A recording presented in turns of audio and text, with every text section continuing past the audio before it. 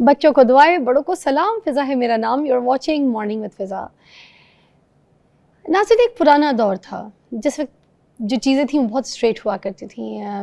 تعلقات جو تھے وہ بھی ایک دوسرے کے ساتھ بہت اچھے اسٹریٹ ہوتے تھے. ٹھیک ہے، خواتین کے مردوں کے ساتھ جو ریلیشن ہوتے تھے وہ بڑے ٹرسٹ کے بیس کے اوپر ہوتے تھے، رشتے طے کیے جاتے تھے. مگر اب جو ایسا دور چینج ہوا ہے، جیسے سوشل میڈیا کی وجہ سے کہ ہر طریقے کی ہر ایک کو آزادی مل گئی ہے اپنے آپ کو ایکسپریس کرنے کی. ٹھیک ہے، اب یہ جو نیا دور آیا ہے نا، اس نے ہمیں یہ دیکھنے کو مل رہا ہے کہ جو لڑکے ہیں، جو لڑکیاں ہیں، یہ ایک دوسرے کے اوپر ٹرسٹ نہیں کرتے اور ختم بھی ہو گیا.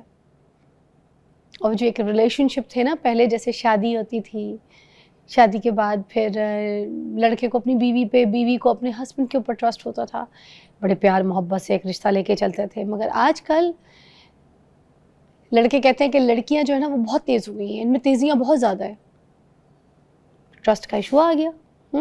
اور لڑکیاں یہ کہتی ہیں کہ آج کل کے لڑکے اور ہے ہی نہیں جو پہلے ہوا کرتے تھے، کمٹمنٹ کے پکے، ٹھیک ہے، ساتھ نبھانے والے، ساتھ دینے والے.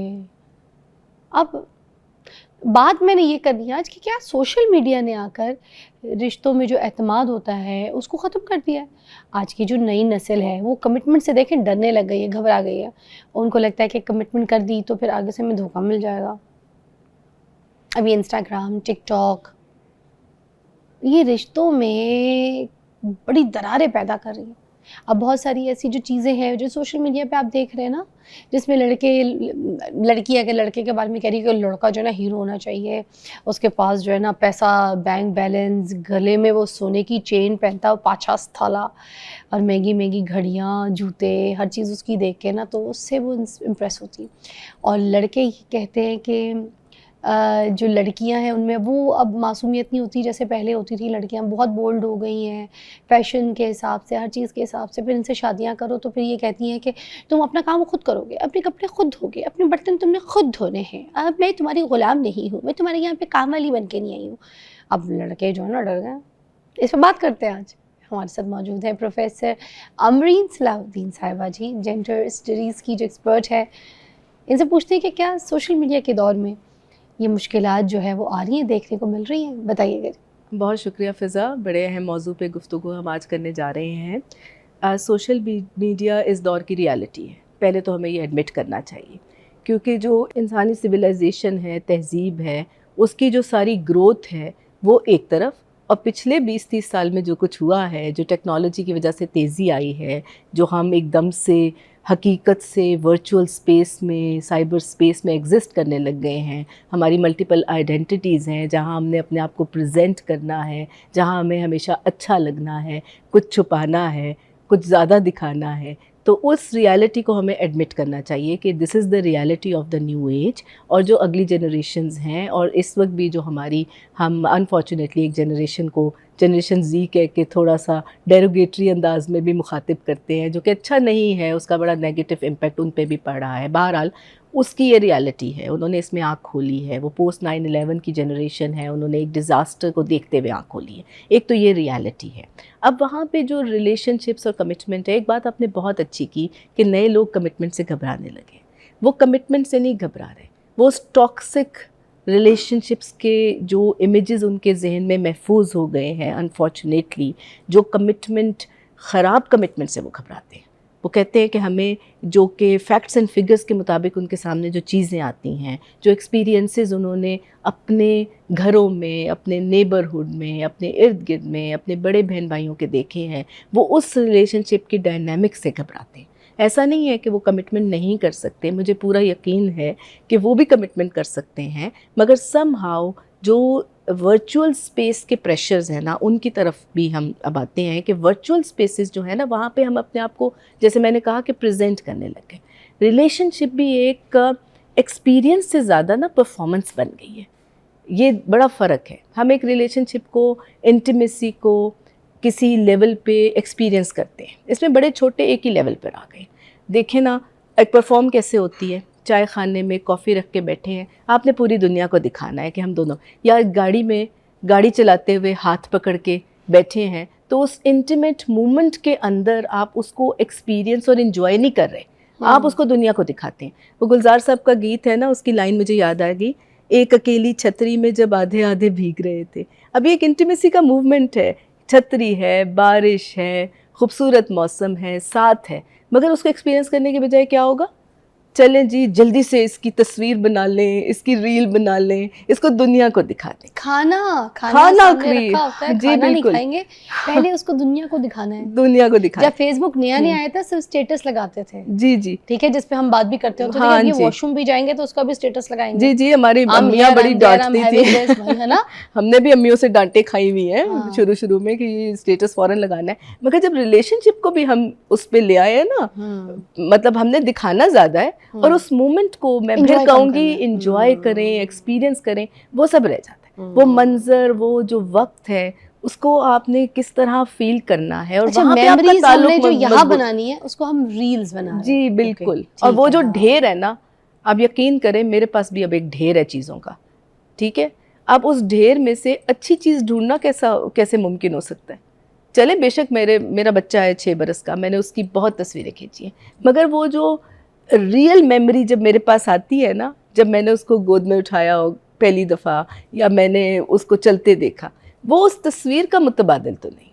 مگر سم ہاؤ پھر ریلیشن شپ کی طرف آتے ہیں کہ جو ریلیشن شپ کی ڈائنامکس ہیں, اس کو آپ ایک ریلیشن شپ میں آتے ہیں نا, اس کو ایکسپیرینس کرتے ہیں, اپنی عادتیں, چیزیں, ان کو لرن کرنے کی بجائے نا ہم اس میں لگے ہوئے ہیں کہ ہم نے دکھانا کیسے. اور ظاہر ہے کہ یہ چیز آپ کے تعلق کو مضبوط کرنے کی بجائے اس کو کسی نہ کسی لیول پہ ڈیمیج ضرور کر رہی ہے. یہ نہیں ہے کہ اچھا ہے تو آپ کیوں نہ اس کے بارے میں بات کریں. آپ اچھا کیا ہے کہ جب کوئی ماری کھا رہا ہے تو اس کو ہی دکھانا چاہیے سوشل میڈیا میں, یہ بھی نہیں ہے. But you know that should not be the goal of you, this is not the relationship goal. Hashtag بھی لگاتے ہیں نا relationship goals. Positive message of somebody is showing, that is a good thing. That if is a good somebody thing. is only showing off, that is very bad. And you should not stay in that competition. Competition ہو گیا نا. Competition کس چیز کا؟ ہاں مطلب مقابلہ ہے جی, وہ دیکھیں جی ادھر چلے گئے, انہوں نے اس کھانے کی تصویر اس منظر کے ساتھ انہوں نے لگا دی, وہ سمندر کے اوپر چل رہے ہیں, چلو جی ہم بھی جائیں, ہم بھی دکھائیں. That is not a competition. کہ میں تو اس بات پہ ایک چھوٹی سی بلکہ ایک بریک لے لیتے ہیں, اس کے بعد ہم یہاں پہ بات کرتے ہیں کچھ اور بہت سے سوالات جو میرے دماغ میں بھی جنم لے رہے ہیں, اس کو بھی ہم یہاں پہ ایڈریس کریں گے تاکہ آپ کی رہنمائی ہو سکے. آئیے جی بریک.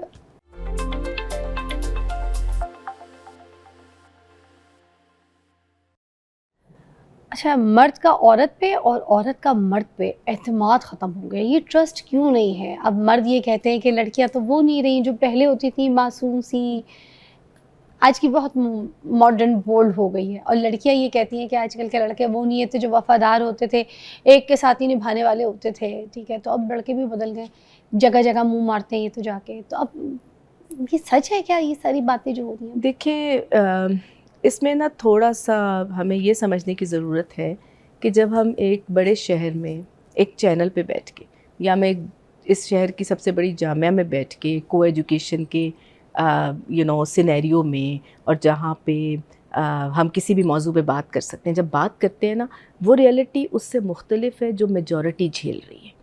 کیونکہ ہم ذرا پریویلیج کی پوزیشن میں ہیں, ہم بات کر سکتے ہیں نا, ہم یہ 2 لڑکیاں عورتیں یہاں بیٹھی ہیں, we are in a position of privilege, and same is the case when I am in university. اور وہاں پہ جتنی بھی لاٹ ہے کہتے ہیں جی اب یہ بدل گیا, یہ اس طرح ہو گیا, لیکن وہ میجورٹی کی بات نہیں ہے.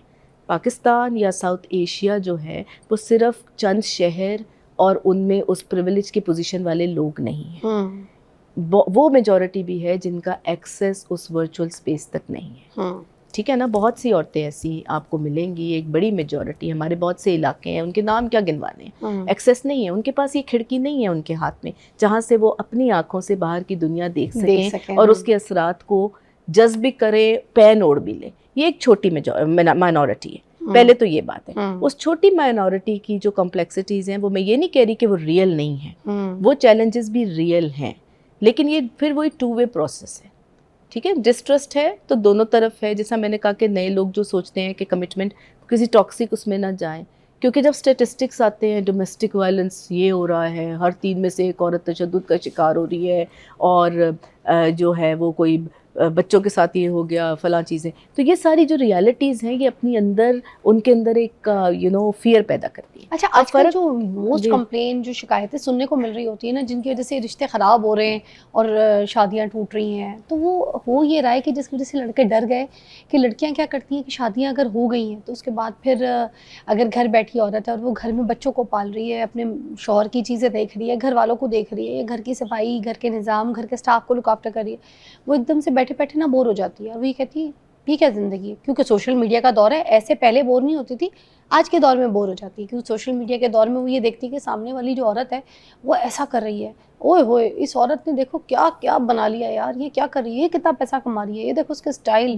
اس کے تھاٹ دیکھو کیا کیا مہنگے یہ گاڑیوں سے اتر رہی ہے, کیا مہنگے یہ کپڑے پہن رہی ہے, اور یہ خود کما رہی ہے, یہ تو خود بھی کما رہی ہے. کیوں؟ کیونکہ گھر نہیں بیٹھی ہے. میں کیا پاگل ہوں, میرے شوہر نے مجھے گھر بٹھا دیا, بچے پال رہی ہوں, میں گھر دیکھ رہی ہوں, میں نوکر ہوں اس کی, میں بھی باہر نکلوں گی.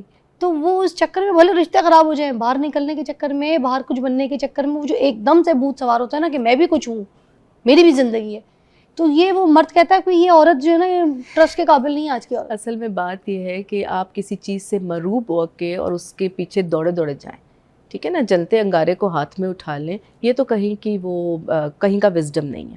اصل بات یہ ہے کہ سب کی ریالٹیز دیکھیں ایک جیسی نہیں ہوتی ہیں, سب کی سٹوری ایک جیسی سب کی سٹوری ایک جیسی نہیں ہوتی ہے, سب کی کنڈیشنز ایک جیسی نہیں ہوتی, سب کی اکنامک کیپیسٹیز ایک جیسی نہیں ہوتی, ڈائنامکس ایک جیسی نہیں ہوتی. ظاہر ہے کہ ایک خاتون جو کہ جس کی شادی نہیں ہوئی, جس کی شادی ہوئی ہے, جس کے بچے ہیں, بالکل ایک ڈفرینٹ سینیریو ہے. اسی طرح جتنے بھی ہم سینیریوز دیکھیں گے وہ اپنی اپنی جگہ مختلف ہیں. مگر ایک کنسرن میرا چھوٹا سا یہ ہے کہ جو ایک انسان ہے اس کی ایک لیجیٹیمیٹ ڈیزائر ہے جس کے اندر وہ چیزوں کو کمپرومائز نہیں کر رہا یا نہیں کر رہی. فار ایگزامپل, میں آج یہ چاہوں کہ میں اپنے بال نیلے رنگ کے کرا لوں, کوئی ڈیمیج نہ, کوئی قانون نہیں توڑ رہی, میں کوئی فساد فی الارض نہیں کر رہی, میں کسی کا حق نہیں مار رہی, کسی کے جائیداد کے حصے پہ قبضہ نہیں کر رہی.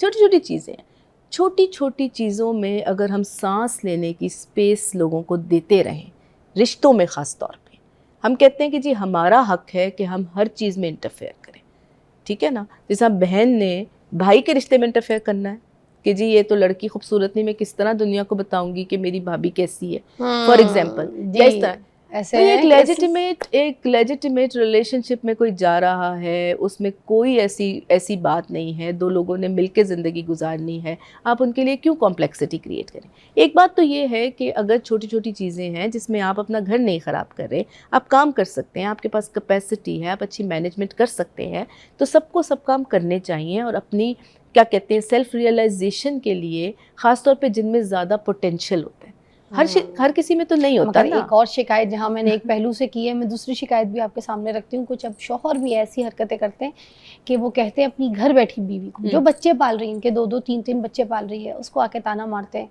تو میں گھر بیٹھ کے میں روٹی دے رہا ہوں, جا کے دیکھو فلانی کی بیوی. تم کرتی کیا ہو؟ میری وہ دوست کی بیوی دیکھی تھی جو آئی تھی کل ڈنر پہ, اس کو دیکھا تھا, وہ خود کام کرتی ہے, وہ خود پیسہ کماتی ہے, اس سے ڈبل سیلری ہے اس کی.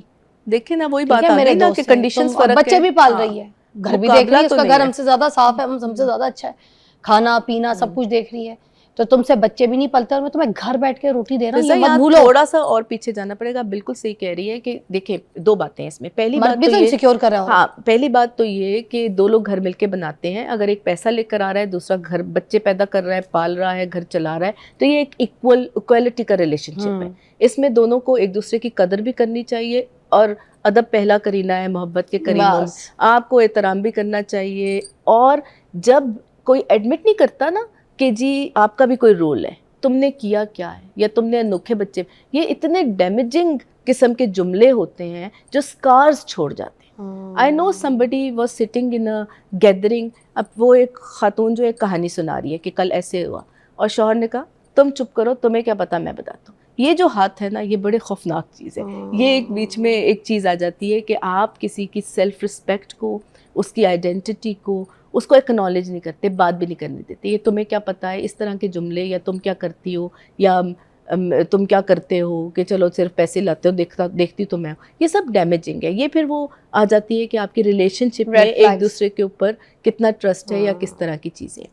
تو اس طرح کی سینیریو بن جاتا ہے. اچھا، اور میں ایک اور چیز، جیسے موسٹلی مرد حضرات بھی اور کچھ ساسیں بھی ایسے جو عورتوں کو کہہ دیتی ہیں نا کہ یہ تو گھر بیٹھ کے آرام سے روٹی کھا رہی ہے، اس کو کیا پتہ چھاؤں میں رہتی ہے، اس کو کیا پتہ دھوپ کیا ہوتی ہے، اس کو کیا پتہ باہر کی دنیا کتنی مشکل ہے.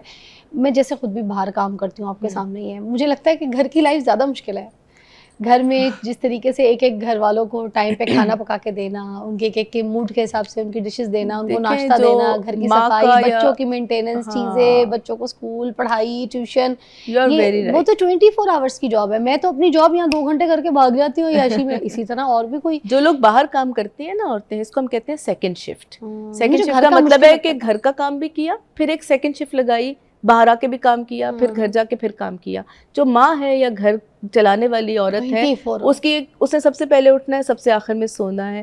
ٹرپل شفٹ برڈن کے لیے ٹرم بھی اس کے لیے استعمال ہوتی ہے کہ کمیونٹی کو بھی ڈیل کرنا ہے، باہر اپنا پروڈکٹیو کام بھی کرنا ہے، اور جو ریپروڈکٹیو ورک ہے، کیئر ورک ہے گھر کا، وہ بھی سارا کرنا ہے. اور رشتہ داروں میں اور لین دین، اچھا پوچھ تاچھ ہے. بھی رکھنی اسی نے. سب سے اہم بات یہ ہے کہ ان ریکگنائزڈ ہے. یہ جی ڈی پی جی این پی کہیں ریفلیکٹ نہیں کرتا، تو ہم اس کو کام نہیں سمجھتے. جس کام کے پیسے نہیں ہیں نا، ہم اس کو کہتے ہیں یہ کوئی کام نہیں. یہ ریکگنیشن مائنس ہے. آپ کو میں چاہ رہی تھی کہ آج ہم اس بات پہ بھی بات کریں. میں نے کبھی کوئی نہ میرے شو پہ یہاں پر کبھی یہ ڈسکس ہوا، نہ کبھی آج تک میں نے کسی کے شو پہ بیٹھ کر ڈسکس ہوتے ہوئے دیکھا ہے کہ کبھی گھر بیٹھی عورت کو تو کوئی اپریشیٹ کرے بیچاری کو. اس کو تو کوئی پوچھتا نہیں ہے، اس کو تو کوئی پیسے نہیں ملتے، نہ کوئی تنخواہ، نہ اس کی کوئی پارٹ ٹائم، کچھ بھی نہیں ہے. سارا دن پسینے میں چولہے کے آگے گرمی میں 10 مرتبہ چائے بنائے گی. یہ وہ نوکری ہے جس پہ کوئی دہاڑی نہیں ہے. اور مشکل کام ہے. یہ جو باہر کام کرنے والی عورتیں نا، خاص طور پہ یہ سوشل میڈیا نے خراب کیا ہے ماحول. سوشل میڈیا پہ جو کام کرنے والی عورت ہے، مجھ جیسی باہر کام کرنے والی عورت، کوئی بھی عورت جو باہر کام کرتی چاہے کسی بھی فیلڈ سے، وہ اس طریقے سے تانا مارتی ہے اس گھر بیٹھی عورت کو، خاص طور پہ اذیت دیتی ہے مینٹلی کہ بھائی گھر بیٹھنا تو کچھ بھی نہیں ہے، کون سا تیر مار لیا، کچھ کر کے دکھاؤ. تو یہ کچھ بھی نہیں ہے، کام نہیں ہے، گھر پہ بیٹھے رہنا. جاؤ جا کے دنیا کے آگے منہ لگو، 10 مردوں کو فیس کرو، اس کے بعد پھر کام کرنے کا پتہ چلے گا کہ کام کیا ہوتا ہے. تمہیں کیا پتا. تو یہ سوشل میڈیا نے کام خراب کیا. خدا کے لیے جو گھر بیٹھی عورت ہے نا، وہ باہر کام کرنے والی عورت سے میرے نظر میں زیادہ کام کرتی ہے. نہ اس کی تنخواہ ہے اس بیچاری کی، نہ کوئی عزت ہے، نہ قدر فضا. میں کہوں گی دونوں عورتیں بہت کام کر رہی ہیں. وہ جو چھوٹی سی پرسنٹیج ہے نا تانے والی جو آپ نے بات کی ہے، وہ تو کوئی کر رہا ہے یہ کام. ورنہ جو گھر سے باہر کام کر رہی ہے وہ گھر کا بھی کام کر رہی ہے، وہ ڈبل شفٹ لگا رہی ہے، وہ بھی محنت کر رہی ہے. ہمیں ریکگنائز یہ کرنا ہے کہ ایک تو پہلی بات یہ کہ گھر کا کام ہے، اس کی بے شک اس کے پیسے نہیں ہیں، ان پیڈ ورک ہے، اس لیے آپ اس کو وومن ورک کہہ کے ایک طرف کر دیتے ہیں، اس کو کسی گنتی میں نہیں لاتے. عورت کو کیا چاہیے؟ ریکگنیشن چاہیے نا اس کام کی. بالکل ایسے ہی ہے. آپ اس کو ریکگنائز کریں. آپ کے گھر والوں کے دیکھیں نا، میلے کپڑے دھو رہی ہے، جھوٹے برتن دھو رہی ہے، ٹھیک ہے. آپ کے گھر والوں کے تپڑی پوچھا صفائی ڈسٹنگ ہر چیز استری ہر کام کر کے دے رہی ہے، مگر اس کام کی کوئی عزت نہیں ہے. چولہے کے ہیٹ میں گرمی میں کھڑے ہو کے کھانے پکا رہی ہے، اس کی کوئی قدر نہیں. اور ساتھ بچے بھی پیدا ہو رہے ہیں. میں پرفیوم میں عورتیں کام کر کے آ گئی اور او مائی گاڈ وہ تھکی ہوئی، ان کو پانی پوچھو، ان کو یہ کراؤ. ایسے نہیں ہونا چاہیے. ٹھیک ہے دونوں کام ہے، مگر گھر والی جو کام کرتی ہے زیادہ مشکل ہوتا ہے. یاد رکھیے. تھینک یو سو مچ. بہت بہت شکریہ. آپ نے بڑا اچھا سپورٹ کیا، بڑا ساتھ دیا، اور آئی ہوپ آپ کو اس سیگمنٹ سے کچھ سیکھنے کو ملا. بریک کے بعد ملتے ہیں.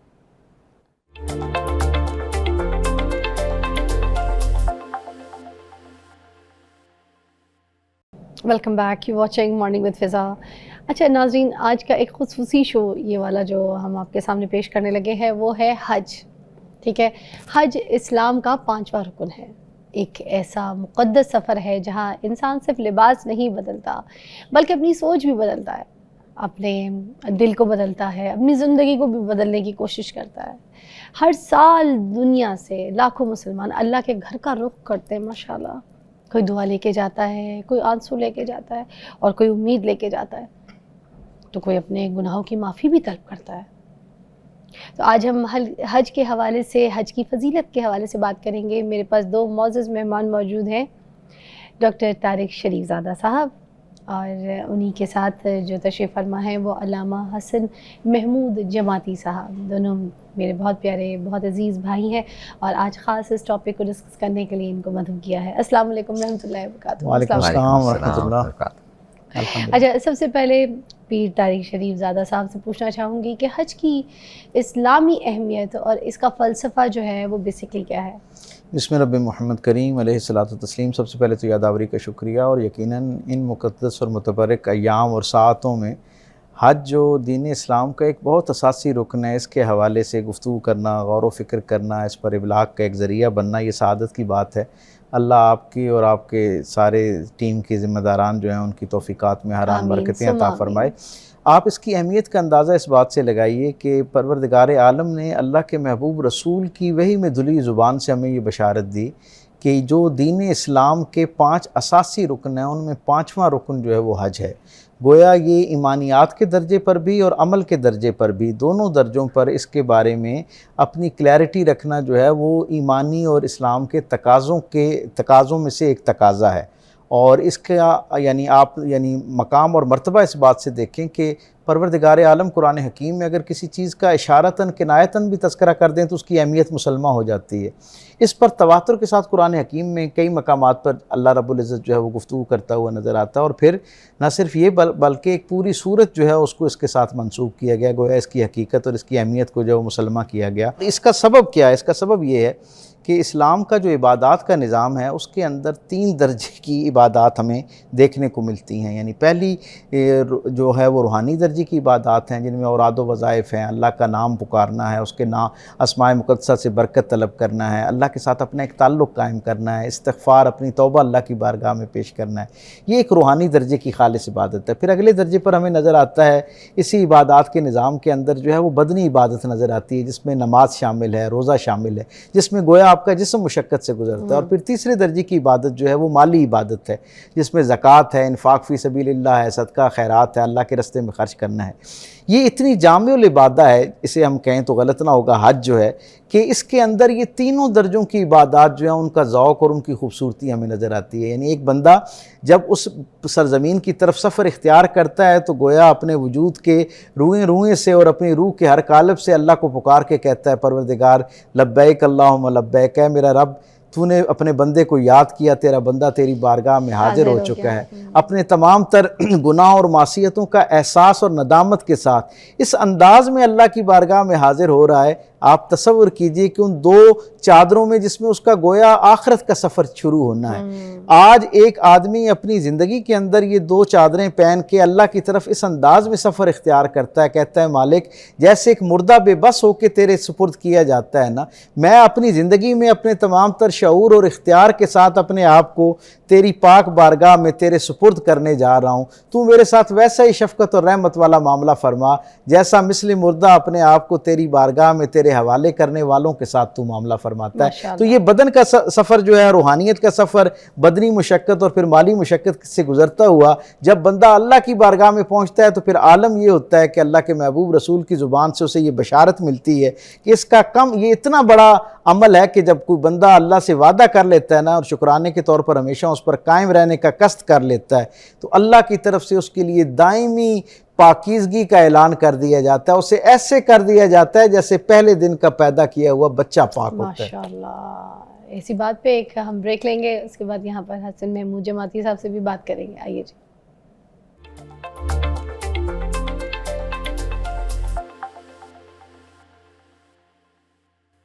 Welcome back. حسن محمود جماعتی صاحب بھی ہمارے ساتھ موجود ہیں۔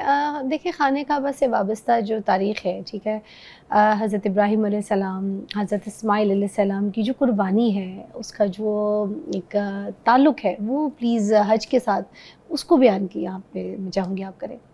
بسم اللہ الرحمن الرحیم، اللہم صلی علی سیدنا مولانا محمد وعلی آلہ وصحبہ بارک وسلم۔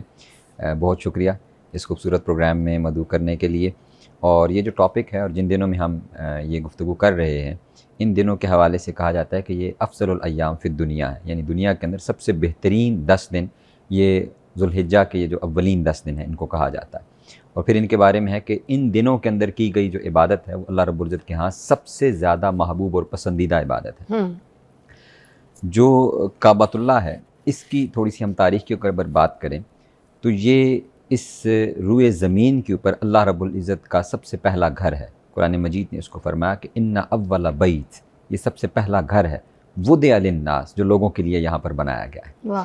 تو اس کی جو تعمیر ہے اس کے بھی مختلف مراحل ہیں، یعنی اس کو سب سے پہلے حضرت آدم علیہ السلام نے وہ جو فرشتوں کا کعبہ ہے بیت المعمور جو آسمانوں پر ہے، اس کے بالکل نیچے زمین پر اس کو تعمیر فرمایا۔ پھر اس کے بعد حضرت نوح علیہ السلام کا جب طوفان آیا اور اس کے بعد اس کو دوبارہ اس کی تعمیر ہوئی، پھر اس کو قوم عمالقہ نے اس کی تعمیر کی، اور پھر وہ موقع آیا کہ جب حضرت ابراہیم علیہ السلام حضرت اسماعیل علیہ السلام کے ساتھ انہوں نے حضرت ہاجرہ سلام اللہ علیہا کے ساتھ ہجرت فرمائی اس بستی کی طرف، جس کو قرآن نے بکہ بھی کہا، مکہ بھی کہا. اور اس دور میں جب حضرت اسماعیل علیہ السلام اور حضرت ہاجرہ سلام اللہ علیہا اس علاقے، اس بستی کی طرف ہجرت کر رہے تھے، تو قرآن نے کہا غیر ذی زرع عند بیتک المحرم، کہ یہ وہ جگہ تھی جہاں پر کوئی گھاس کا تنکا تک موجود نہیں تھا. ان ایام کے اندر وہ ہجرت کر کے یہاں پر، اور ان دو نفوس کو، حضرت ہاجرہ کو، حضرت اسماعیل علیہ السلام کو یہاں پر چھوڑا ہے. یہاں پر ایک بڑی اہم بات جو سمجھنے کی ہے کہ آپ دیکھیں کہ حضرت ابراہیم علیہ السلام کا اللہ کی ذات پر توکل اور پھر ان کے اہل خانہ کا توکل اللہ رب العزت کی ذات پر کس قدر ہے کہ قرآن خود ڈیفائن کر رہا ہے اس علاقے کو. اور میں یہ بھی عرض کرتا چلوں کہ یہ جو مکہ ہمارے سامنے آج ہے، یہ اس طرح کا نہیں تھا. یہ بالکل ایک سخت چٹیل پہاڑوں کی وادی تھی، یہاں پر پہاڑ کثرت کے ساتھ تھے. تو آج ماڈرن ڈے میں اس کو بلڈوزرز کے ذریعے، مشینری کے ذریعے پلین کر دیا گیا کچھ ایریا، اور باقی پہاڑ ابھی بھی موجود ہیں. تو یہ سخت چٹیل پہاڑوں کی وادی جہاں پر کوئی گھاس تنکا سبزہ نہیں اگتا اور کوئی عمارت یہاں پر موجود نہیں ہے. ایک پہاڑوں کی وادی میں حضرت اسماعیل اور حضرت ہاجرہ کو چھوڑا ہے. تو جب اس حال میں چھوڑ کر حضرت ابراہیم علیہ السلام رخصت ہو رہے ہیں، تو حضرت ہاجرہ سلام اللہ علیہ نے صرف 3 مرتبہ پکار کے ان سے پوچھا ہے حضرت ابراہیم علیہ السلام سے کہ آپ ہمیں یہاں کیوں چھوڑ کر جا رہے ہیں، یا کس کے آسرے پر چھوڑ کر جا رہے ہیں. تو حضرت ابراہیم علیہ السلام نے صرف آسمان کی طرف اشارہ کیا. انہوں نے کہا کہ اگر اس میں اللہ کا حکم ہے اور اللہ کے آسرے پر چھوڑ کر جا رہے ہیں تو ہم اس پر راضی ہیں. یہاں پہ جو اہم بات ہمارے لیے سمجھنے کی ہے وہ یہ کہ بیسیکلی حضرت ابراہیم علیہ السلام کی جو پوری لائف ہے وہ ان کی فیملی کے سامنے ہے، ان کی زوجہ کے سامنے ہے کہ میرے شوہر کی زندگی کے دن رات اللہ رب العزت کی اطاعت اور تابعداری میں گزر رہے ہیں. انہوں نے ان کے شب و روز کو دیکھا ہوا ہے کہ یہ کس طرح اللہ رب العزت کے حکم کی تعمیل بجا لاتے ہیں. تو اگر یہ اللہ کا حکم ہے تو اس پر انہوں نے سوال نہیں کیا اور وہ اس پر راضی رہیں، انہوں نے اس پر کوسچن نہیں کیا اور اللہ کے حکم کی رضامندی میں وہ پیش رہیں. تو بیسیکلی خود ابراہیم علیہ السلام کی یہ تربیت بھی ہے، ان کا اپنا کریکٹر ان کے اہل خانہ کے سامنے ہے. جو بات میں یہاں پر عرض کرنا چاہ رہا ہوں وہ یہ ہے کہ ہمیں بھی اپنی فیملیز کے لیے ہم نے رول ماڈل بننا ہوتا ہے. ہم سمجھتے ہیں کہ شاید ہم ان کو کتابیں دیں گے یا ان کو کوئی نصیحت کریں گے یا بات ان کو بتائیں گے تو اس سے وہ بچے یا ہماری فیملیز لرن کریں گی. بالخصوص اگر ہم کہتے ہیں کہ ہماری جو بیویاں ہیں وہ ہماری بات نہیں مانتی یا سنتی، تو اس میں بھی ایک بہت امپورٹنٹ رول یہ ہوتا ہے کہ خود ہم اپنی لائف کے اندر ان کو وہ کریکٹر پیش نہیں کر رہے ہوتے ہیں. جو ابھی محترم ڈاکٹر صاحب قبلہ نے جو بات فرمائی کہ ہماری زندگی کے اندر ڈویلٹی پائی جا رہی ہوتی ہے، یعنی ہم دوہری زندگی گزار رہے ہوتے ہیں. لوگوں کے سامنے کچھ ہوتی ہے اور گھر میں کچھ ہوتی ہے تنہائی میں. تو جو گھر والے ہیں وہ تو دیکھ رہے ہوتے ہیں نا، وہ تنہائی کی زندگی وہ دیکھ رہے ہوتے ہیں، تو اصل تو وہ واقف ہوتے ہیں کہ یہ ہے کیسے. تو اس لیے وہ اسی طرح کا برتاؤ کرتے ہیں، تو وہ جانتے ہوتے ہیں. تو پھر جب ابراہیم علیہ السلام، حضرت اسماعیل علیہ السلام جب تھوڑا چلنے پھرنے کے قابل ہوئے اور 90 سال بعد اللہ رب العزت نے آپ کو بیٹا عطا فرمایا تھا اسماعیل علیہ السلام، تو اب اللہ رب العزت نے قرآن مجید میں فرمایا کہ وَإِذِ ابْتَلَىٰ إِبْرَاهِيمَ رَبُّهُ بِكَلِمَاتٍ فَأَتَمَّهُنَّ، ہم نے ابراہیم علیہ السلام کو مختلف چیزوں میں ان کی آزمائش کی اور وہ ان میں پورا اترے. ان میں سے ایک آزمائش یہ بھی تھی کہ خود مانگا ہے بیٹا، اللہ رب العزت نے بیٹا عطا کیا. تو پہلی آزمائش یہ تھی کہ جب پیدائش ہوئی تو یہ تھا کہ کیا اس کا دل بیٹے کی طرف ہے یا میرے ساتھ لگا ہوا ہے. تو جب اللہ کا حکم آیا تو بغیر کسی سیکنڈ تھاٹ کے، بغیر کسی کوسچن کے بیٹے کو وادی غیر ذی زرع میں چھوڑ دیا. اور پھر اس کے بعد جب بیٹا چلنے پھرنے کے قابل ہوا، قرآن مجید نے کہا کہ وہ اس طرح تھے کہ وہ چل پھر رہے تھے ایسے. تو اب آئے اللہ پاک نے ان کو خواب میں حکم فرمایا کہ آپ اپنے بیٹے کو ذبح کریں. تو یہ وہ قربانی کا عمل تھا کہ خواب میں 3 مرتبہ آپ نے دیکھا اور فرمایا کہ یہ اللہ کا حکم ہے. اب پھر وہی والد کا کریکٹر ہے کہ جو اس کو اقبال نے کہا نا کہ سکھائے کس نے اسماعیل کو آداب فرزندی. یہ مکتب کی کرامت، یہ فیضان نظر تھا کہ مکتب کی کرامت تھی. تو وہ فیضان نظر یہ تھا کہ حضرت اسماعیل علیہ السلام، پھر وہی بات کہ ان کے سامنے والد کا کریکٹر ہے، وہ والد کو شب و روز دیکھ رہے ہیں کہ یہ اللہ رب العزت کی اطاعت کے اندر ان کی زندگی کس طرح گزر رہی ہے. تو جس لمحے انہوں نے کہا کہ بیٹا، اور پھر ایک اور چیز امپورٹنٹ چیز یہ ہے اور یہ ہماری لرننگ ہے اس پورے پروسیس کے اندر کہ اللہ کا حکم ہے اور خود ابراہیم علیہ السلام اللہ رب العزت کے اولو العزم انبیاء اور رسولوں میں سے ہیں، اور امام فرمایا اللہ رب العزت نے قرآن مجید میں ان کو، وہ آ کے بیٹے سے اس کا تذکرہ کر رہے ہیں، مشاورت کر رہے ہیں کہ اللہ رب العزت کا بیٹے یہ حکم ہے فنظر ماذا ترى, آپ دیکھیے ذرا آپ کا کیا خیال ہے اس بارے میں. یعنی یہ کریکٹر دیا ہے حضرت ابراہیم علیہ السلام نے اور قرآن نے اور دین نے ہمیں, کہ آپ اپنے, بے شک بچہ چھوٹا ہے لیکن اس سے بھی کس انداز میں مشاورت کی جا رہی ہے. تو انہوں نے پھر آگے سے یہ عرض کی کہ بابا جان کہ جو اللہ رب العزت نے آپ کو حکم دیا آپ اس کو کر گزریے. تو پھر وہ قربانی کا ایک پروسیس ہے کہ جو ایک پورا واقعہ جو ہم جانتے ہیں کہ حضرت ابراہیم علیہ السلام نے اس کو کیا. بے شک. ایک بریک لیتے ہیں, بریک کے بعد ہم آپ کو جوائن کرتے ہیں.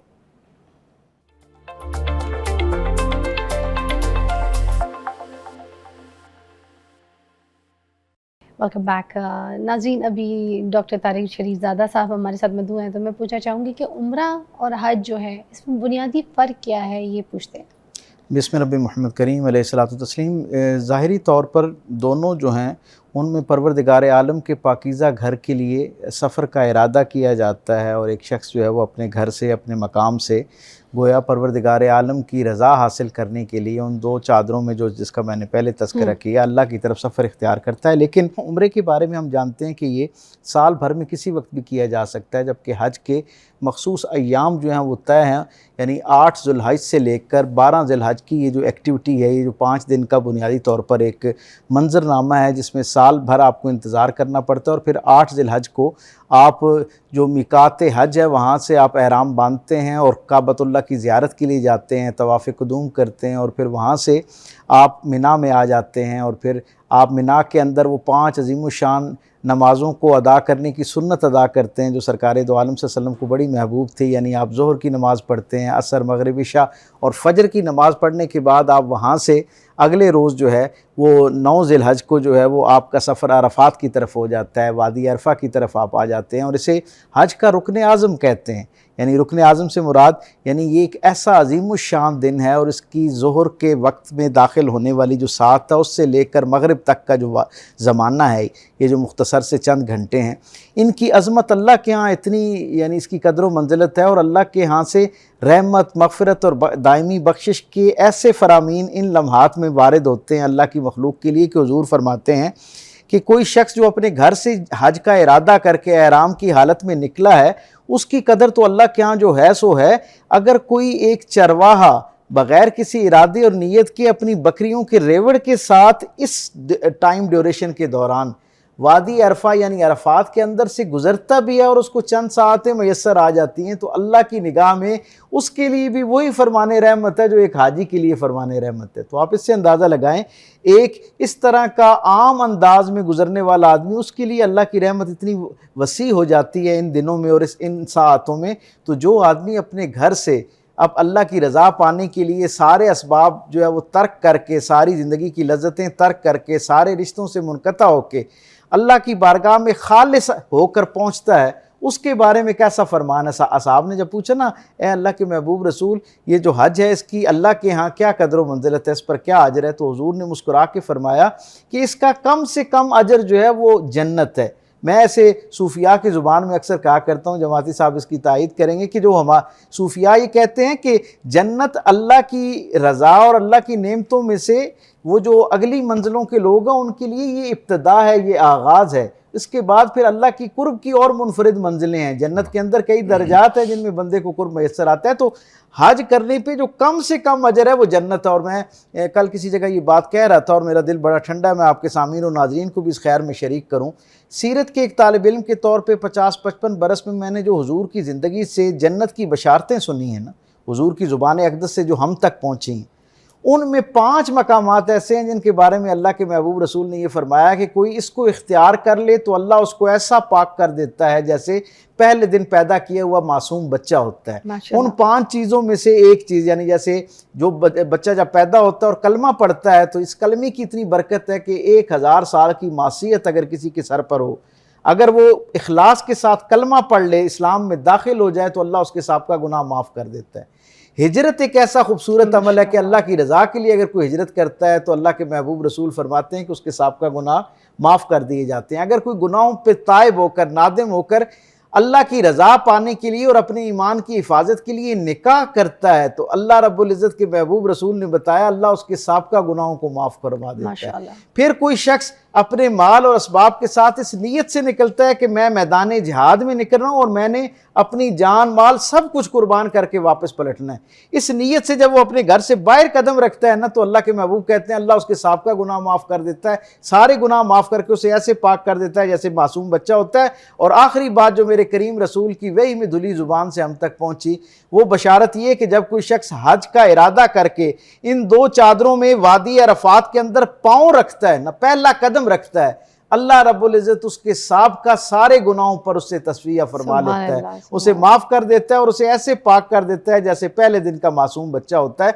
और ये क्यों ना हो, सबब ये है कि बंदा अपने आप को अल्लाह की बारगाह में तमाम तर नदामत और इस्तिग़फ़ार के साथ जब पेश करे। एक सहाबी ने जनाब अली करमुल्लाह वजहुल करीम से पूछा कि मैंने भी हुजूर की मजलिस में आपके साथ बैठी हुई ये बशारत सुनी थी, तो ये बशारत कब तक के लिए है? तो आपने फरमाया कि जब तक वादी अरफात में अल्लाह से किए हुए वादे पर बंदा कायम रहता है ना, अल्लाह का फरमाने रहमत उसके लिए कायम रहता है। यानी जब तक बंदा वादी अरफात में सब तौबा पेश करते हैं ना अल्लाह की बारगाह में, अपने गुनाहों पर माफ़ी तलब करते हैं, नदामत का इज़हार करते हैं, आइंदा वैसा जो अमल जो अल्लाह और उनके दरमियान बोध का दूरी का जरिया बनता है उससे बचने की अल्लाह के सामने अपनी नीयत इरादा रखते हैं, जब तक बंदा अपने इस वादे पर कायम रहता है यानी गुनाहों से बचने वाले वादे पर, उस वक्त तक अल्लाह उसको उसी हालत में रखता है जैसे माँ के पेट से पैदा होने वाला पाकीज़ा मासूम बच्चा है। इंसान को अल्लाह ताला ने इन चीज़ों के इतने काम के दर्जात दे दिए, मगर उसके बावजूद हम यहाँ पर मैं ये सोच रही होती हूँ, दिखावे के लिए पागल हो रहे होते हैं, ऐसे ऐसे जानवरों के दिखावे कर रहे होते हैं, अस्तगफिरुल्लाह नाउज़ुबिल्लाह। मगर ये क्योंकि टॉपिक थोड़ा सा अलग हो जाएगा, मगर मैं सीरियसली अभी भी कुछ लोगों के वाक़े सोच के सुन के हंस रही थी, जो मेरे सामने आज भी हुए कल भी हुए, बस जानवरों के लिए जानवरों की नुमाइश। अस्तगफिरुल्लाह यार। जमात मेरे एक दोस्त, आपकी इजाज़त से एक फिक्रा, मेरे एक दोस्त, आपने तो कुर्बानी की बात की ना, यहाँ हज का मामला ये है, मेरे एक दोस्त हैं जो पिछले 4-5 दिन से वहाँ पर हैं और वो मुख्तलिफ ग्रुप्स में जैसे हम इकट्ठे होते हैं, तो एक साहिब इल्म आदमी हैं, साहिब दानिश हैं, बड़े मारूफ मकबूल आदमी हैं, मुख्तलिफ टीवी चैनल्स पे भी नज़र आते हैं और मेरे बड़े यारे जानी हैं, मेरे बहुत बेतकल्लुफ़ दोस्तों में से 22-25 बरस की हमारी रफ़ाकत है। मैंने उन्हें कल प्राइवेट में एक मैसेज करके कहा कि अब तक मैंने टोटल गिनती की हैं 158 आप अपनी जो है ना वो वीडियोज़ और आप वहाँ की फ़ोटोज़ डाल चुके हैं, तो आप तो अल्लाह को राज़ी करने के लिए गए थे दुनिया से मुनक़ता होके कि यहाँ कोई रिश्ता, कोई मोहब्बत, कोई तकाज़ा, कोई मामला मुझे अल्लाह की तरफ मेरी तवज्जो हटा के अपनी तरफ ना कर ले, इसलिए आप वहाँ गए थे। तो इतनी तस्वीर के बाद अल्लाह से बातचीत करने का कितना वक्त आपको मिला है? तो ये हमारे यहाँ ये भी एक जो है ना एक इल्लत आती जा रही है, हम हर लम्हा लोगों को अपनी हर इबादत को कई गुना करके दिखाना चाहते हैं ताकि लोग हमें हाजी साहब कहना शुरू कर दें। अच्छी बात आपने ऐड की इसी सेगमेंट में, बहुत ज़रूरी था, बल्कि ये बात भी आप तक पहुँची हमारे पीर तारिक शरीफ ज़ादा साहब की तवज्जो से। एक ब्रेक लेंगे, उसके बाद आपको ज्वाइन करते हैं।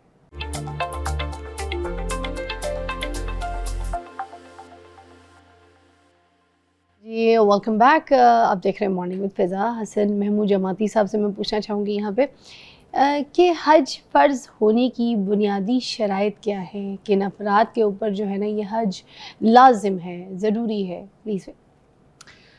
हज की इबादत के लिए जो बुनियादी शर्त है, जैसे आकिल मुसलमान बालिग के ऊपर तो ये होता ही है, उसके साथ जो एक शर्त ऐड की गई है वो कुरान मजीद ने जो फरमाया है कि मन इस्तता इलैहि सबीला, जिसकी इस्तिताअत हो, यानी जो सफ़र हज के जितने अखराजात हैं ज़ाद राह के लिए वो उतनी इस्तिताअत रखता हो, वो अफोर्ड कर सकता हो, उसके साथ साथ जितना अरसा उसने घर से बाहर रहना, इस्तिताअत का ये पूरा माना है। अच्छा, मुझे यहाँ सवाल ये कि उसकी एक्स्ट्रा अर्निंग इतनी हो या उसके पास कोई सेविंग उसकी पहले से पड़ी हुई है जो उसके पास यूज़ नहीं हो रही, मगर उसके पास वो सेविंग जो है वो पड़ी हुई है? मैं इसी को उसके ऊपर जी मैं अर्ज़ कर देता हूँ।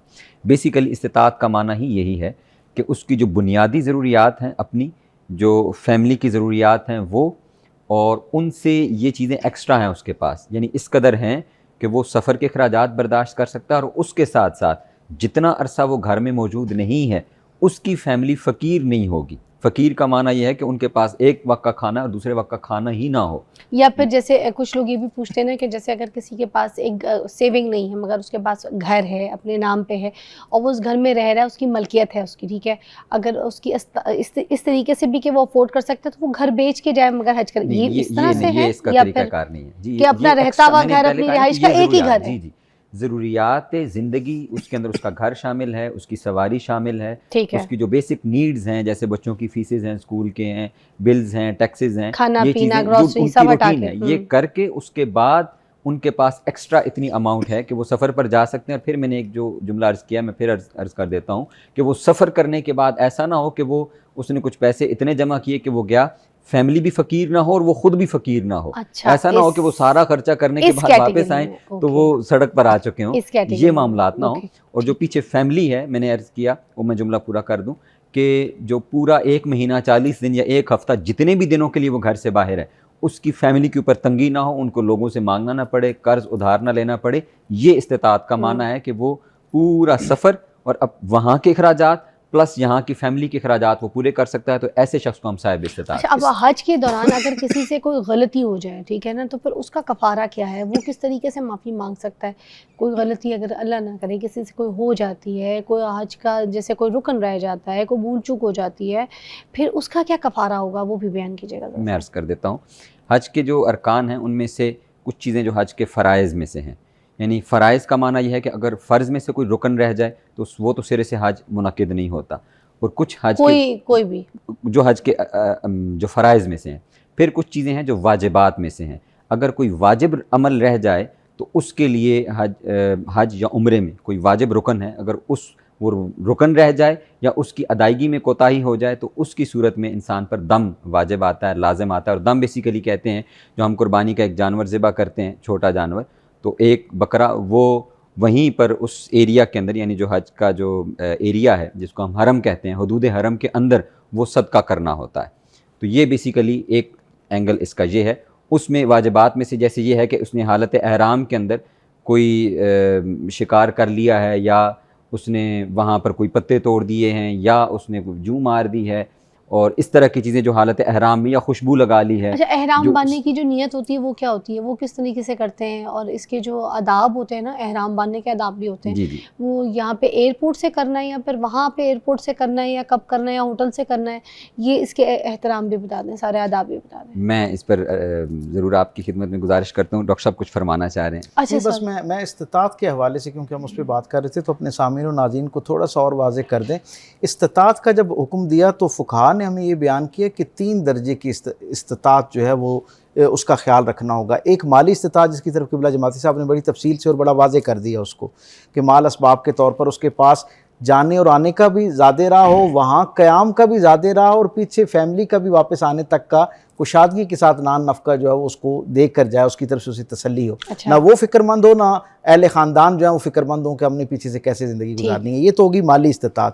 پھر ایک بدنی استطاعت ہے کہ ایک آدمی اس درجے پر ہو کہ وہ کسی نہ کسی درجے پر رہ کے بہت اعلیٰ ترین صحت میں نہ بھی ہو تو کم از کم بنیادی صحت کی جو حالت ہے اس کے ساتھ اس انداز میں ہو کہ اللہ کے گھر کی یہ جو ساری سفر کی جو عزت ہے اور برکت ہے اسے سمیٹ سکے اور خود اس کو اپنی زندگی کے اندر شامل کر سکے. یہ دوسری استطاعت ہے. اور تیسری جو درجہ ہے اس کا وہ یعنی اس کے ساتھ ساتھ سفر کی جو آزادی کی استطاعت ہے وہ بھی میسر ہونا ضروری ہے, کیونکہ دنیا میں بہت مرتبہ ایسا ہوا پچھلے اس 1500 سال کے اس خوبصورت خیر کے سفر کے دوران کہ کئی مرتبہ دنیا کے اطراف و اکناف میں ایسی صورتحال پیدا ہو گئی کہ لوگوں تک حرمین شریفین تک محفوظ سفر کرنا جو ہے وہ مشکل ہو گیا اور ناممکن ہو گیا, تو ان کے لیے بھی رخصت پائی جاتی ہے. اب الحمدللہ بحمدی تعالیٰ دنیا بھر سے ہم دیکھتے ہیں اور ہمارا دل بڑا ٹھنڈا ہوتا ہے کہ 6 کے 6 آباد بر اعظموں سے لوگ جو ہے نا وہ وہاں آتے ہیں اور سہولت کے ساتھ وقت سے پہلے اہتمام کر کے آتے ہیں, اور وہاں پر بھی یقیناً ایک بہتر انداز میں زیادہ پروفیشنلزم کے ساتھ اور زیادہ جدید سہولیات کے ساتھ لوگوں کے لیے سفر کو اور اس ساری عبادت کے مراحل کو جو ہے وہ آسان بنا دیا جاتا ہے. کیا بات ہے, ماشاءاللہ. ہم جنریشن کے لیے, یوتھ کے لیے, جینزیز کے لیے اور لوگوں کے لیے یہ پورا شو کرتے ہیں, آپ کو پتہ ہے. تو ہر حساب سے سب کو پتہ ہونا چاہیے کہ چہرے کا نقاب کیوں نہیں ہے, کیونکہ آج کل کی بچیاں بات کرتی ہیں اس بارے میں کہ جب حج کرنے کے لیے جاؤ وہاں پہ خانہ کعبہ میں, وہاں پر تو چہرے کا نقاب ہے نہیں, تو یہاں پر ہمیں کیوں کہا جاتا ہے کہ چہرے کا نقاب کریں. تو یہاں پر ایک سوال بھی اٹھتا ہے, کیونکہ اسی حساب سے منسلک ہو رہا ہے سوال, تو جواب دے دیجیے گا. یہ بیسیکلی جو حجاب یا نقاب ہے اس کو اسلامی شریعت کے اندر یعنی جو چہرے کا چھپانا ہے اس کو پابند نہیں کیا گیا, کہ چہرے کا چھپانا باہر صورت جو ہے وہ فرض اس کو قرار نہیں دیا گیا. اس کے درجات ہیں کہ ایک تو انسان کی اپنی شخصیت ہے کہ وہ خود یہ فیصلہ کر سکتا ہے کہ اس کے لیے وہ یہ کرنا چاہتا ہے, اس کو اپنانا چاہتی ہیں, ہماری بہنیں ہیں تو وہ کر سکتی ہیں. میں کچھ لوگ کہتے ہیں نا میں غیر محرم کو اپنا چہرہ بھی نہیں دکھاتی, میں تو یہ ایسا کرنا پردہ چاہ رہا ہوں, یہ اس کا فیصلہ اس انہوں نے, حساب سے وہاں پہ جی بالکل اسی طرح ہی ہے, تو اس کا فیصلہ انہوں نے خود کرنا ہے.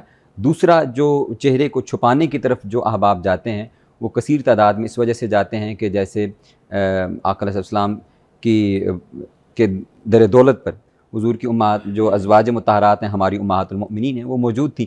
تو ایک صحابی تھے جو نابینا تھے, وہ بھی تشریف لائے. تو ام المؤمنین سیدہ عائشہ صدیقہ رضی اللہ تعالی عنہا وہاں پر موجود تھی, تشریف فرما تھی. تو حضور نے آپ کو حکم فرمایا کہ آپ اندر چلی جائیں. تو اس پر انہوں نے عرض کیا کہ یا رسول اللہ یہ تو نابینا ہیں, یہ تو نہیں دیکھ سکتے. تو حضور نے فرمایا آپ تو ان کو دیکھ سکتی ہیں. تو بیسیکلی یہ پردے کے مختلف احکامات ہیں کہ محرم کے سامنے غیر اس کی پھر آگے تفصیلات ہیں. جو میں نے عرض کیا کہ پہلے چہرے کو جو چھپانا ہے اس کو فرض قرار نہیں دیا گیا, لازم قرار نہیں دیا گیا.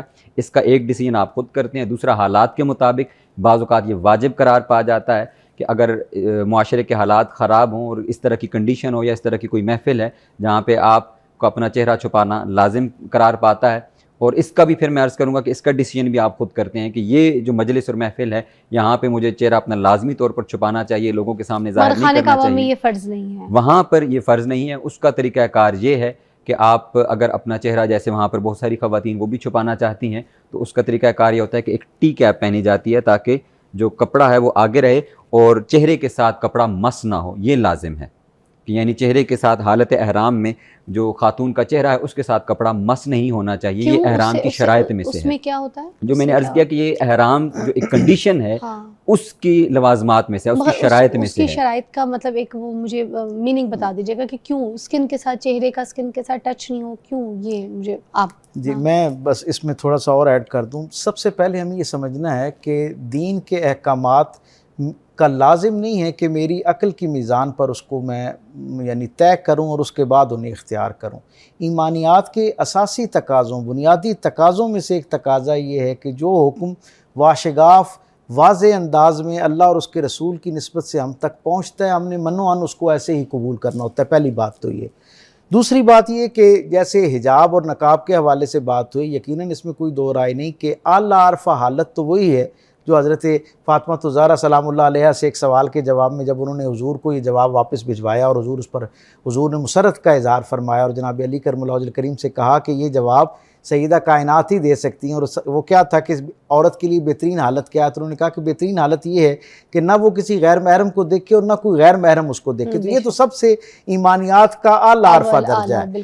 پھر اس کے بعد جیسے جماعتی صاحب نے بڑی حقیقت پسندانہ بات کی کہ یہ آپ کے قلب سے ایک آواز آتی ہے جو آپ کو بتاتی ہے کہ آپ کو اس وقت کس درجے کا پردہ جو ہے نا اسے اختیار کرنا ہے. بنیادی طور پر دین رحمت کے اندر پردہ پابندی نہیں ہے بلکہ حفاظت کا ایک ذریعہ ہے. سب سے پہلے ہمیں یہ سمجھنا چاہیے. خاتون کے لیے کسی پابندی میں اس کو رکھنے کے لیے نقاب یا حجاب کا مرحلہ نہیں اس کو اس کے سامنے رکھا گیا.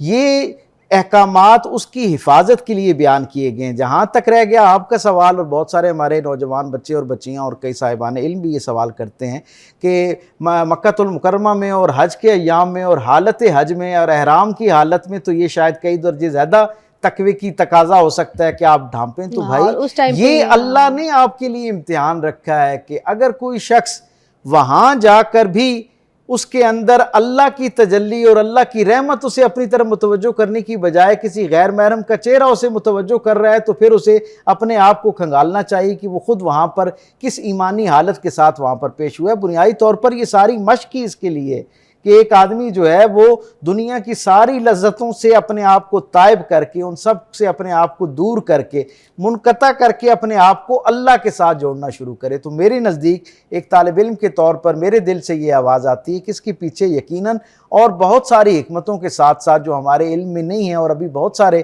صاحبان علم کے یعنی اندازے اور قیاس میں بھی نہیں ہوں گی, ان کے ساتھ ساتھ ایک بہت بنیادی وجہ یہ ہے کہ وہاں پر گویا یہ ایک درجے پر اگر عورت کے لیے رخصت ہے تو دوسرے درجے پر مرد کے لیے امتحان بھی ہے کہ وہ وہاں پر اپنی ایمان کی کیسے حفاظت کرتا ہے. اگر وہاں اللہ کی اتنی بشارتوں کا یقین ہونے کے بعد, اتنا سفر, اتنی محنت, مشقت, وسائل صرف کرنے کے بعد بھی وہاں پہنچتا ہے اور وہ اللہ کی رحمت کی طرف متوجہ ہونے کی بجائے اللہ کی مخلوق کی طرف متوجہ ہونا شروع ہو جاتا ہے, تو پھر اسے واقعتاً اپنی اصلاح کی ضرورت ہے اور وہ وہاں سے اپنی اصلاح کر کے توبہ کر کے واپس پلٹے. سبحان اللہ. بہت بہت شکریہ آپ دونوں کی تشریف آوری کا. ناظرین आई होप कि आज आपको ये हमारा सेगमेंट बहुत अच्छा लगा हो, हमारा शो बहुत अच्छा लगा हो, और कोई अगर हमसे यहाँ पे कोई बात रह गई जो आप सुनना चाहते थे, समझना चाहते थे, तो शायद अगर हमसे मिस हो गई तो इंशाल्लाह हम अपनी नेक्स्ट सेगमेंट में किसी और शो पे जो है ना इसको यहाँ पे कंप्लीट करेंगे। हमारे मौजूद मेहमानों का बहुत शुक्रिया। अभी एक ब्रेक लेते हैं, आपको मिलते हैं।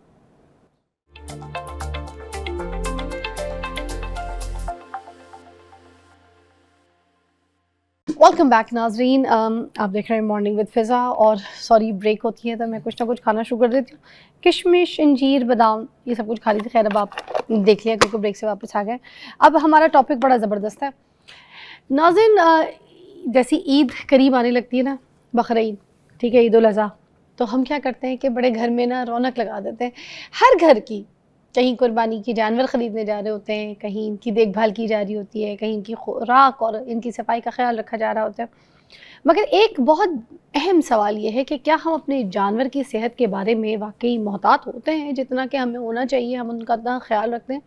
क्योंकि जो मौसम की जो तब्दीली है, मंडियों का जो रश है, फिर एक जगह से सफ़र यहाँ से लेके वहाँ लेके जाना जानवर को, फिर उसको गलत खुराक खिला देना, फिर उसकी देखभाल नहीं सही से करना, इस तरह कई से जो जानवर है ना वो बड़े बीमार हो जाते हैं, बहुत सी बीमारियों का शिकार हो जाते हैं। और फिर गर्मी आपके सामने नाज़रीन, बहुत शदीद गर्मी है कि जिसमें इंसानों का इतना बुरा हालत हो कि जानवरों का नहीं होता होगा। फिर अब अगर इसी हालत में अगर उनको तवज्जो ना दी जाए, उनकी टेक केयर सही नहीं की जाए, तो फिर जानवर जो है ना वो बीमारियों का शिकार हो जाता है। अब उसको बचने से, इन सबको उसको बचाने के लिए हमारे पास जो एहतियाती तदाबीर होती हैं, जो प्रिकॉशंस होते हैं, उनके ऊपर बात करेंगे। हमारे पास ज़बरदस्त डॉक्टर मौजूद हैं, डॉक्टर सलीम कैसर साहब, जो कि जानवरों के डॉक्टर हैं और अच्छी तरीके से आपको एलैबोरेट करेंगे, बता सकेंगे कि हम कैसे ख्याल रखें। अस्सलाम वालेकुम। हम कैसी हैं मैडम? शुक्र अल्हम्दुलिल्लाह। अच्छा, बकरीद आते ही जो ये जानवरों का रश और रौनक लग जाती है, तो मुझे सबसे पहले तो ये बताइएगा कि जब हम इनको घर पे लेकर आते हैं, ठीक है ना, तो हमने इनकी ख़ास कौन कौन सी चीज़ों का ख्याल रखना है? क्योंकि एक रश, एक माहौल, एक मंडी से आते हैं, वहाँ तो बड़ी भीड़ चाड़ होती है। उसके बाद जब हम घर में लेकर आते हैं तो बड़ा सादा सा माहौल होता है, बस इर्द गिर्द बच्चे बच्चे टहल टूल रहे होते हैं, मगर इतनी कोई जानवरों की भीड़ देखने को उनको नहीं मिलती है। बस पड़ोस में से किसी बकरे की आवाज़ आ जाए, साथ कोई और बकरा, कोई जानवर या गाय बांध दी जाए, बस। तो कोई उनको ज़हनी भी कोई तकलीफ़ होती है? नहीं, ऐसा इशू नहीं है। सबसे पहले तो देखना ये पड़ता है कि जब इनकी ट्रांसपोर्टेशन होती है ना, सपोज़ इतने दूर दराज इलाकों से जब ये ट्रांसपोर्ट होके पहले मवेशी मंडी में आते हैं, वहाँ पे जहाँ बहुत ज़्यादा ओवर क्राउडिंग हो जाती है कि जहाँ पर अगर 10 एनिमल्स की गुंजाइश है तो ये फिर ट्रांसपोर्टर्स उसमें 20 के करीब रख लेते हैं, आलमोस्ट डबल। एक तो पहले उनके ऊपर वो स्ट्रेस आ जाता है बहुत ज़्यादा कि स्ट्रेसफुल होते हैं। जैसे फिर मंडी में आते हैं, उसके पास उनको कोई सायादार जगह नहीं मिलती, कोई प्रॉपर पानी नहीं है, सैनिटेशन नहीं है। वहाँ से जब लोग फिर ख़रीद के अपने घर ले आते हैं तो कोई बस इतना होता है, उन्हें शौक़ होता है जी घर में जानवर आ गया, राइट। उसकी केयर प्रॉपर जो होनी चाहिए, जैसे आजकल जितना हॉट टेम्परेचर है, हॉट वेदर है, उसमें आप लाएं, उसकी प्रॉपर हाउसिंग करें, उसको पंखा नहीं तो एटलीस्ट एयर कूलर ज़रूर लगाएं, खुली और सायादार जगह पे रखें। अच्छा, कल मैं अपनी एक दोस्त की तरफ गई थी तो उसने धूप में बांधा हुआ था ना जानवर को, बल्कि वो मुझे कह भी रही थी कि लाए थे तो एक्टिव था, अब बड़ी इसकी सुस्ती हो गई है, शायद इसको हमारा घर नहीं अच्छा लगा, हम नहीं अच्छे लगे, तो वो धूप में बांधा हुआ था। मैंने उसको बोला भी था कि शायद धूप में बांधा इसलिए मसला चल रहा है, ये सुस्त हो गया है। धूप में बांध सकते हैं जानवर को हम? नहीं, बिल्कुल नहीं बांध सकते। वो स्ट्रेस आता है उसके ऊपर, हॉट वेदर का स्ट्रेस आएगा, डिहाइड्रेशन होगी। और अगर बांधे तो कितनी देर तक करके, जैसे कहीं सफर के लिए जा रहे हैं? हम तो बिल्कुल नहीं रिकमेंड करते कि उसको धूप में बांधे, बिल्कुल बांधना ही नहीं धूप में। किसी सायादार जगह पे या ऊपर कोई शेड हो, कोई आप तरपाल डाल लें, उसके नीचे सायादार जगह पे दरख्तों के नीचे उनको बांधें। पानी पिलाएं, दिन में 3 मरतबा कोशिश करें ठंडा पानी पिलाएं, एयर कूलर लगाएं, राइट। प्रॉपर उनका जो फीडिंग है, सब्ज़ चारा उनको दें, फीडिंग उनकी प्रॉपर करें। देखिए ना, क्योंकि कल ईद है और आज बहुत सारे लोग जो है ना जानवर ख़रीदने जाएंगे, क्योंकि कुछ लोग कहते हैं कि हमारे पास रखने की जगह नहीं थी, बस इस तरह से हम ख़रीद सकते हैं, हम देख नहीं सकते थे, लुक आफ्टर नहीं कर सकते थे ताकि केयर भी ज़्यादा ना करनी पड़े। तो अब वो लेकर आएंगे, ठीक है, अब बहुत थोड़े बहुत उन्हीं से लेकर आएंगे, उन्हीं से ख़रीद के जो पट्टा शट्टा चीज़ें चारा चारा मिलेगा वो ला के तो उसके आगे डाल देंगे, ठीक है ना, वहीं बांधेंगे, उसी के आगे नीचे रख देंगे। 200 का ले आएंगे, 600 का, 800 का चारा ला के उसके आगे रख देंगे।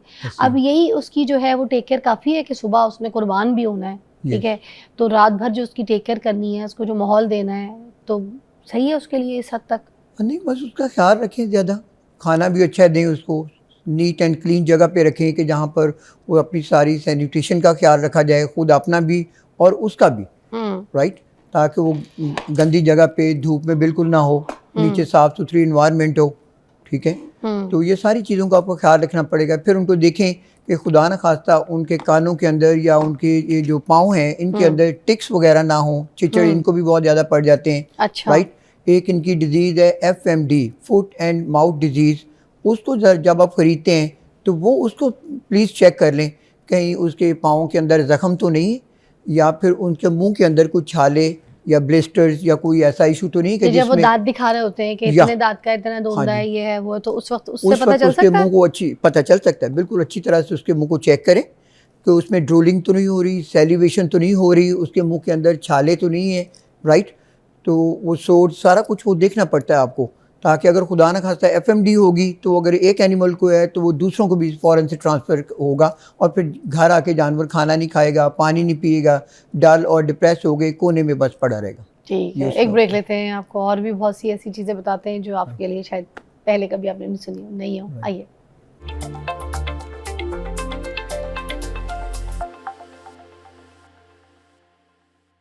Welcome back, you watching morning with فضا. اچھا, ہم لوگ یہ جو جیسے بچڑے لے کر آتے ہیں, ویڑے لے کے آتے ہیں, ٹھیک ہے نا, بڑے جانور لے کر آتے ہیں, ان کے جسم میں اکثر وہ دانے دانے سے بنے ہوتے ہیں, ان کے جسم میں نا کچھ گلٹیاں سی بنی ہوئی ہوتی ہیں, دیکھا ہوگا آپ نے. ڈاکٹر صاحب وہ کیا ہوتی ہے؟ میڈم وہ ایک وائرل ڈیزیز ہے, اس کو بولتے ہیں LSD, لمپی اسکن ڈیزیز. یہ 2-4 سالوں سے, بلکہ اس سے بھی تھوڑا دیر پہلے, یہ پاکستان میں کافی پریولنٹ ہے یہ ڈیزیز, لمپی اسکن ڈیزیز. اس کا بھی خیال رکھنا چاہیے کہ اگر اس اسکن کو اگر آپ اس سے اتارتے ہیں تو اس اسکن کو یوز نہ کیا جائے, اور کوشش کریں کہ اس کا پراپر ٹریٹمنٹ کروانے کے بعد پھر اس اینیمل کو آپ سلاٹر کریں, رائٹ. اور کون سی خوراک جو ہے وہ جانور کو مضبوط اور طاقتور رکھتی ہے؟ ہاں نہیں, وہ تو ڈیفینیٹلی آپ نے اس کو اچھا کھانا دینا ہے. کون سی خوراک, مطلب خوراک اس میں گرین پاؤڈر آ جائے گا, توڑی اور دانہ آ جائے گا, کھال وغیرہ آ جائے گی, وہ اس کو پراپر اگر 1-2 دن بھی اگر آپ کے پاس رہتا ہے تو فیڈنگ اس کی اچھی کریں. ویسے کیا ہر قسم کا کھانا جو ہے وہ جانور کے لیے محفوظ ہوتا ہے کہ وہ کھا سکتا ہے؟ نہیں, ان کے جو پرٹیکولر کھانے ہیں وہی آپ دے سکتے ہیں. اس سے گھروں میں لا کے لوگ روٹی بھی دے دیتے ہیں, بچے شوق سے روٹی دے دیتے ہیں, چپس وغیرہ کھا رہے ہوتے ہیں وہ بھی دے دیتے ہیں, تو وہ ان کے لیے ٹھیک نہیں ہے. اس سے ان کو ڈائریا لگ جاتا ہے, ٹمپنی ہو جاتی ہے, بلوٹ ہو جاتا ہے ان کے پیٹ کے اندر, جس کو اپہرا کہتے ہیں.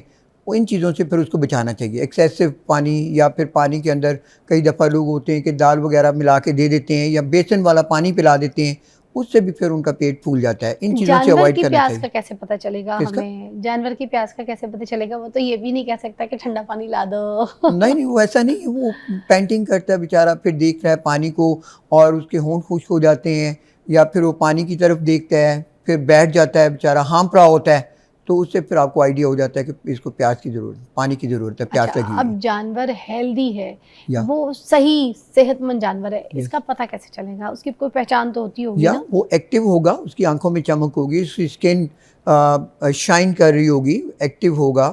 کھانا جیسے آپ گھر میں لے کے آتے ہیں وہ کھانا پراپر کھائے گا. تو یہ ساری اس کی ٹمپریچر اس کا چیک کریں, اگر ٹمپریچر ٹھیک ہے وہ تو پھر بھی ٹھیک ہے. یعنی کہ اس میں کہ یہ سارا چلا پھرا کے وہاں پہ بھی دیکھیں, یہ دونوں ڈیزیزز چیک کریں. کیا ان کی مینگنیوں سے بھی کوئی پہچان ہو سکتی ہے؟ بکرے وہاں پہ جیسے آپ کو پتہ ہے یورین پاس کر دیتے ہیں, تو ان کے کوئی یورین کے کلر سے بھی پہچان ہو سکتی ہے کہ بکرا بیمار ہے, یا اس کو کوئی الرجی انفیکشن ہے, کوئی ایسی چیزیں؟ نہیں, یورین سے تو نہیں آپ کہہ سکتے, ان کی مینگنوں سے, یا پھر یہ جو ان کا سٹول ہوتا ہے اس سے آپ کو پتہ لگ جاتا ہے کہ وہ ایک فارمڈ شیپ میں ہونا چاہیے. اگر وہ لیکوڈ ہے یا سیمی سالڈ ہے تو اس کا مطلب ہے کہ پھر بھی اس کا پیٹ خراب ہے. اچھا, اور کوئی ایسی بڑی بات نہیں ہوتی؟ نہیں, کوئی ایسا مسئلہ نہیں. ٹھیک ہے. اچھا, اب منڈی میں ہمیں کس طریقے سے پتہ چلے گا کہ یہ بکرا ٹھیک ہے؟ ہاں, وہ ایکٹیو ہوگا, بول رہا ہوگا, میں کر رہا ہوگا زیادہ, یا اور اس کی آنکھوں میں شائننگ ہوگی, اسکن کوٹ کلر اس کا بہت شائن کر رہا ہوگا, ٹھیک ہوگا. اور کوئی بکرے ہوتے ہیں جن کی آنکھ میں آنسو ایسے جیسے جمع ہوا آنسو نہیں ہوتا, پڑا ہوا ہوتا ہے, ایسے ایسے آنسو گرا ہوا, یا چہرے پہ پڑا ہوا ہوتا ہے ایک لائن سی, یا پھر ان کی ناک بہری ہوتی ہے, یا وہ بھی گہری بلغمی ناک, یا وہ اس صورت میں ہوتی ہے کہ جب اس کو بیسن والا پانی یا پھر وہ کوئی ایسا پانی پلا دیا جاتا ہے, ڈرینچنگ اس کو بولتے ہیں, ڈرینچنگ نمونیا ہو جاتا ہے, رائٹ, کہ اگر آپ بوتل کے ساتھ اس کا منہ اوپر کو کر کے تو اس کو کوئی بیسن والا پانی پلا رہے ہیں یا کوئی اور لیکوڈ پلا رہے ہیں, تو اس سے پھر ڈرینچنگ ہو جاتی ہے. ساری ٹیم نا بکرا منڈی گئے تھے کل خریدنے کے لیے بکرا, تو ہم نے وہاں پر جو ایک بکرا ہمیں بڑا پیارا خوبصورت لگ رہا تھا دیکھنے میں, مگر اس کے یہ مسئلہ چل رہا تھا. ہم نے خاص طور پہ اس کو ایڈریس کیا کہ وہ تھا تو بھاری مگر اس کی وہ ناک جمی ہوئی بہری تھی, یہی والا مسئلہ تھا. پراپر ڈیورمنگ نہیں ہوگی, ڈرینچنگ کی ہوگی, بوتل سے پانی پلایا ہوگا, یہ پھر ساری سمٹمز, اس کے لنگس کے اندر پانی چلا جاتا ہے, دیٹ ول کاز ڈرینچنگ نمونیا.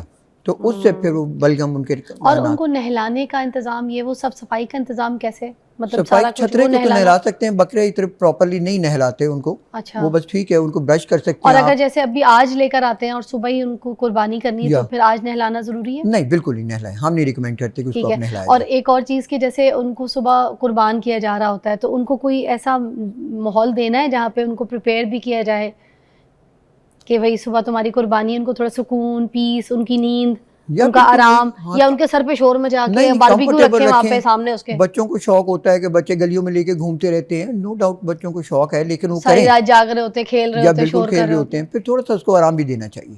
لیکن ہمارے پاس کلینک پہ آج کل جتنے بھی کیسز آ رہے ہیں نا, ان میں یہی ہے کہ بیچاروں نے سر نیچے پھینکا ہوا ہے, کھانا نہیں کھا رہے, ان کے ناک کے اندر بلغم جمی ہوئی ہے. تو اس میں پھر یہی ہے کہ ہائی ٹیمپریچر ہوتا ہے, ٹرانسپورٹیشن سٹریس آتا ہے ان کے اوپر, ٹیمپریچر بہت ہائی ہے, یا پھر ڈرینچنگ نمونیا ان کو کیا ہوتا ہے, پھر اس کے لیے ہمیں اینٹی بایوٹک لازمی دینا پڑتا ہے. تو پھر ایک آدھے ٹریٹمنٹ کے بعد وہ ماشاءاللہ کھانا پینا شروع کر دیتے ہیں. تھینک یو ڈاکٹر صاحب, بہت بہت شکریہ. اور ناظرین میں پھر وہی والی بات آخر میں کہتے جاؤں گی کہ شاید یہ والی بات پہلے کسی نے نہیں کی ہو, نہ محسوس کی ہو, مگر مجھے بہت فیل ہو رہا تھا, اس لیے میں نے یہ بات ایڈ کی ہے کہ صبح قربانی ہے, اپنے اپنے جانوروں کی آپ لوگوں نے قربانی کرنی ہے. تو آج کی جو رات ہے اپنے بکروں کو, اپنے جانور کو خدا را ٹائم پہ سونے دیں, ان کو ذہنی سکون دیں, ان کو پیس میں رکھیں, ٹھیک ہے, ان کو ایک آرام دیں تاکہ وہ صبح جس ماحول میں ان کو ذبح کیا جائے تو وہ اچھے ماحول میں, ایک آرام کے ماحول میں جو ہے نا ذبح ہو, قربان ہو. بس اتنی سی بات کہی تھی. ان کے سر پہ چک چک ساری رات شور شرابہ, گانے بجانا, کھیلنا کودنا, لائٹیں جلا کے ان کے سر پہ رکھنا آج نہ کیجیے گا. کل قربانی ہے, بچوں کو, سب کو, گھر والوں کو سمجھائیں, خیال رکھیں. اللہ حافظ. Thank you.